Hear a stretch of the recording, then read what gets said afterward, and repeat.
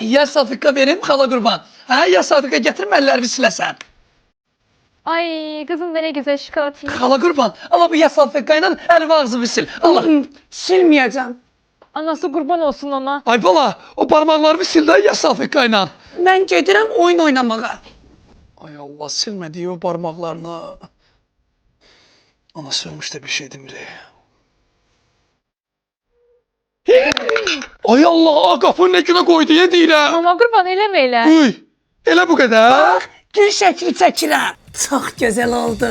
As, həyasız, mənə yaxşı qulaq as. Sən bir də balaca barmaqları şokolatlı harasa sür. Gör sonra barmaqları dişlə verirəm yoxsa yox. Anasız. Neynədim, gül çəkdim də. As barmağımı gətir, görün bura. Barmağımı ver bura. Neynirsən, nə? Parmağımı gətir. Bırax da parmağımı. Of, parmağımı bırax. Parmağımı dişlədi bu.